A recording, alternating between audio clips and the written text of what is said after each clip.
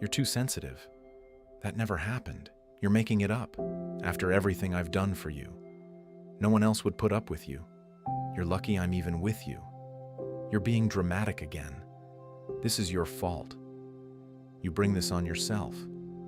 You're nothing without me.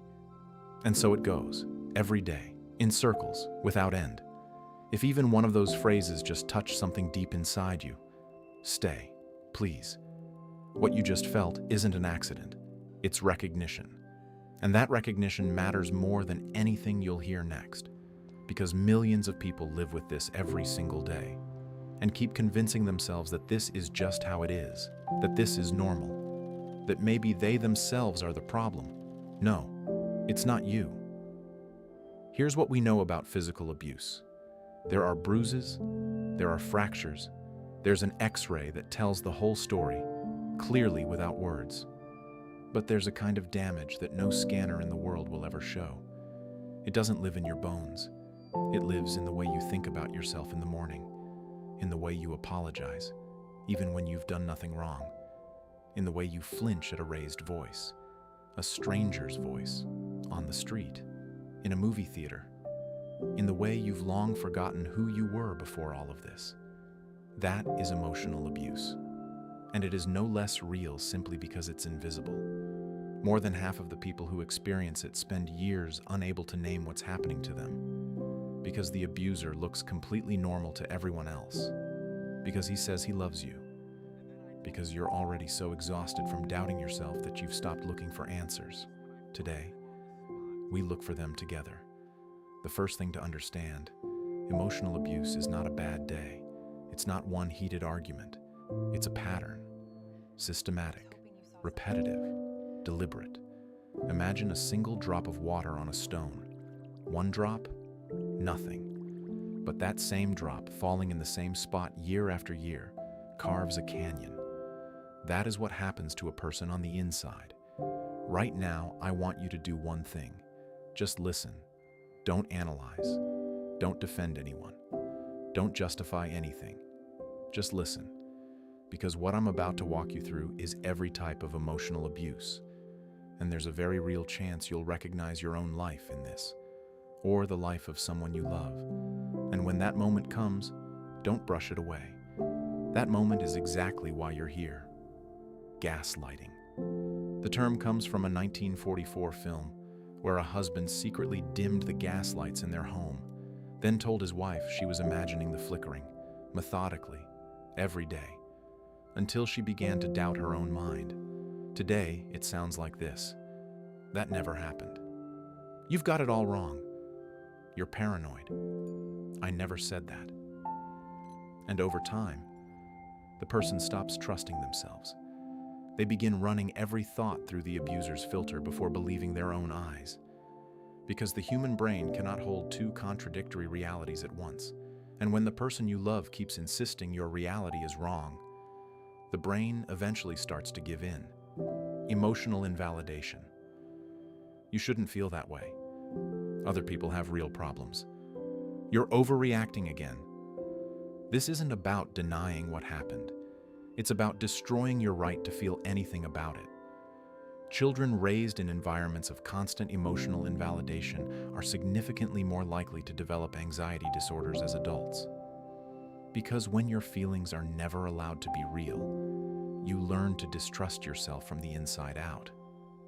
You swallow your emotions instead of processing them. And swallowed feelings don't disappear. They just find other ways out. Control and isolation. An abuser needs two things: constant access to you and limited access by everyone else. So the tactics become strategic. Criticizing your friends until you stop seeing them, making you feel guilty for time spent with family, monitoring your phone, dictating what you wear, the constant, where are you, who are you with, when will you be back? Not out of care for your safety, but out of a need to control the geography of your existence. Isolation turns the abuser into your only mirror, and when only they decide what you see in it, they decide who you are. Words as weapons. Neuroimaging research shows that harsh verbal criticism activates the same regions of the brain as physical pain. The brain doesn't particularly care whether the blow came from a fist or a sentence. No one else would ever put up with you. You're lucky I stay. You're too stupid to understand this. Say something to a person enough times, and they begin to say it to themselves, without any help from you. Manipulation and guilt. After everything I've done for you, fine, go have fun while I sit here alone. This is not communication. It's leverage. It's designed to make you feel responsible for someone else's emotional state to the point where you stop making choices for yourself. And there's a pattern that's especially hard to spot. The abuser provokes, applies pressure, waits for your reaction. Then your reaction becomes the proof that you're the toxic one. And somehow, you're the one apologizing again. Silence as punishment. Not every weapon makes a sound. Prolonged, deliberate, punishing silence is abuse, and it delivers one clear message.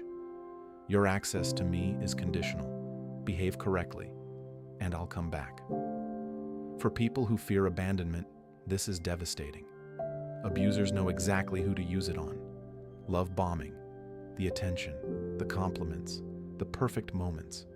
You've never felt anything like it. And then, everything shifts. The warmth becomes unpredictable. Sometimes close, sometimes ice cold. And here's the neuroscience of why this is so effective. Unpredictable rewards are more addictive than consistent ones. It's the same mechanism as a slot machine. The brain chases the high of the good moments while enduring the bad ones, because maybe next time will be better. This is called intermittent reinforcement, and it is one of the hardest psychological traps to escape.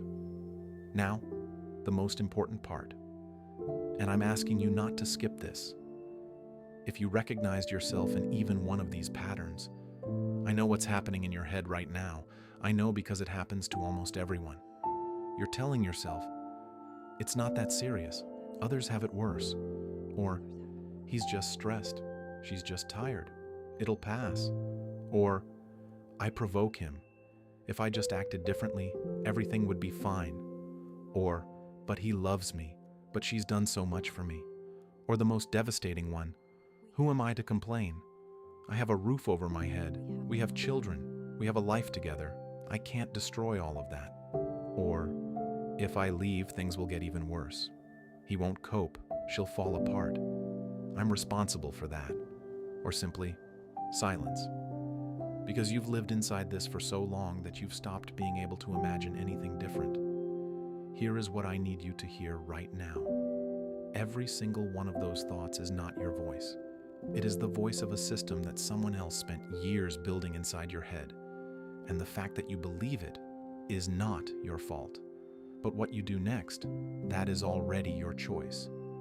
I know that the word act might feel like a cruel joke right now, because people who experience emotional abuse are not inactive out of weakness. They are paralyzed by years of being told they are worthless, that they won't manage alone, that no one will believe them, that it's all their fault. So I'm not going to just tell you to do something. I'm going to tell you exactly what to do, how to do it, and where to start.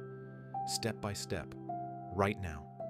The first step, and this is not a metaphor, this is a literal first action. Say it out loud, not in your head, out loud, or write it down.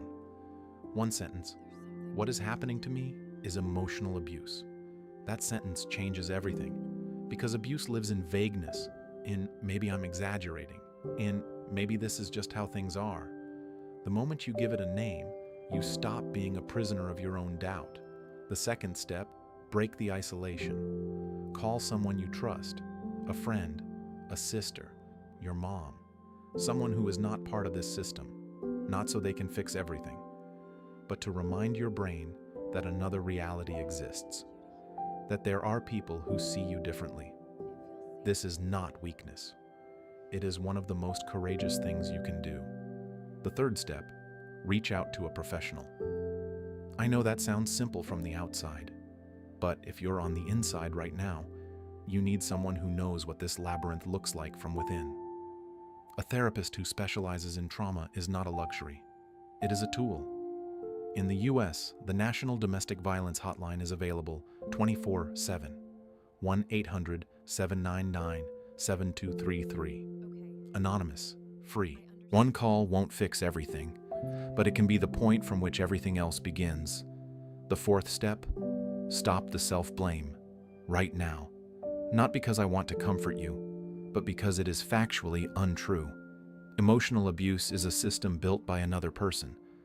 Your reaction to it is normal. Your confusion is normal. Your exhaustion is normal. You are not broken. You are systematically broken down. And those are two fundamentally different things. The fifth step: if you see this happening to someone else, don't stay silent. Not, "It's not my place." One sentence: "I noticed something and I care. How are you?" Could be what someone has been waiting to hear for months, because people in isolation rarely ask for help, not because they don't need it, but because they no longer believe it's possible. Emotional abuse convinces you that your inner compass is broken, that you can't trust yourself, that you're too sensitive, too complicated, too everything. But here's the truth: the compass is not broken. It has simply been held in someone else's hands for too long. So hear this clearly. You were not born to exist alongside someone who takes you away from yourself every single day. You were born to live fully, freely, without fearing a raised voice, without lying awake replaying words in your head, without waking up in the morning already feeling like you've done something wrong. Take one step today, not tomorrow, not when the time is right. The right time will never come until you create it yourself. Call, write, tell someone, or just write one word in the comments below, anonymously, and that will already be more than you allowed yourself yesterday. You deserve a relationship where you don't have to be afraid, where your words aren't used against you, where you can make a mistake and still be loved. That is not a fantasy. It exists, and you have every right to it. Start living, not tomorrow, today. If this video touched something in you, write it in the comments. One word, one sentence, anonymously. It doesn't matter, because your comment might be the thing that helps someone else take their first step today. Leave a like. It literally helps this video reach the people who need it right now. And subscribe, because the next episode is about how to rebuild trust in yourself after a toxic relationship. You don't want to miss that one. Take care of yourself. Seriously.